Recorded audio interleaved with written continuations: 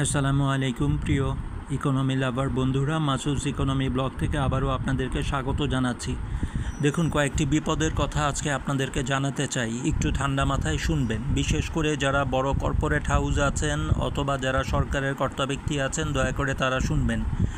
দেখুন, চারদিকে যুদ্ধের ঘনঘটা এগিয়ে আসছে। আমাদের আশেপাশেও যুদ্ধ এসে পড়তেছে। হয়তো থামবে বা হয়তো পূর্ণ স্কেলে যুদ্ধ শুরু হয়ে যাবে। থাইল্যান্ড এবং ক্যাম্বোডিয়ার মধ্যে যুদ্ধ শুরু হয়ে গেছে। মাঝে মধ্যেই থাইল্যান্ড এবং লাওসের সাথে যুদ্ধ শুরু হয়। আজারবাইজান আর্মেনিয়া যুদ্ধ শেষ হয়ে গেছে। এখনও ইরানের সাথে ইসরায়েলের যে সম্পর্ক আছে, যে কোনো সময় ইরান এবং ইসরায়েলের মধ্যে যুদ্ধ শুরু হয়ে যেতে পারে। দেখুন, হরমুজ প্রণালী হয়তো এবার দ্বিতীয়বার ইরান বন্ধ করে দিতে পারে। কাজেই আমাদের জন্য তেল এবং গ্যাস আমদানি করা অত্যন্ত জরুরি হয়ে পড়ছে।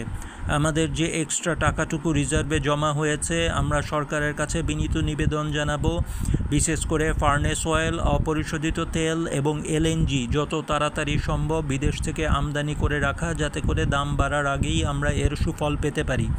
আবারও বলতেছি, বিদেশ থেকে এলএনজি আমদানি করে রাখা, কারণ স্পট মার্কেটে এখন এলএনজির দাম কম। তেল এবং গ্যাস হরমুজ প্রণালী বন্ধ হওয়ার আগেই নিয়ে আসা। যে কোনো সময় চীন এবং তাইওয়ান যুদ্ধ হয়ে যেতে পারে। কাজে মালাক্কা প্রণালীও বন্ধ হয়ে যেতে পারে। তখন আমাদের জন্য তেল গ্যাস আমদানি করা আরও কষ্টকর হয়ে যেতে পারে। এই জন্য জ্বালানি নিরাপত্তা অত্যন্ত জরুরি। এবং খাদ্যশস্যের জন্য যদি মার্কিন যুক্তরাষ্ট্র থেকে আমরা গম আমদানি করি, তাহলে প্রচুর পরিমাণে যেন গম আমদানি করি।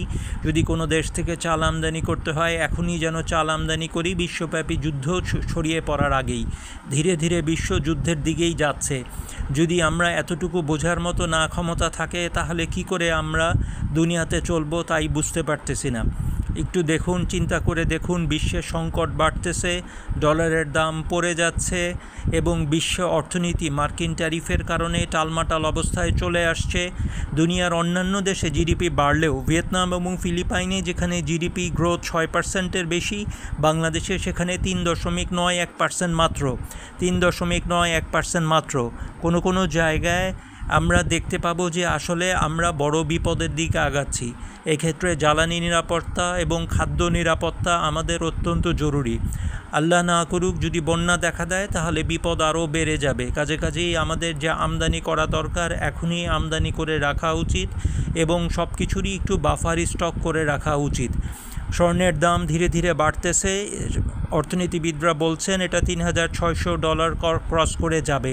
অপরদিকে তেলের মূল্য এখনও সর্বোচ্চ $81 পার ব্যারেল রয়ে গেছে। আমাদের সতর্ক হওয়া দরকার। সালাম।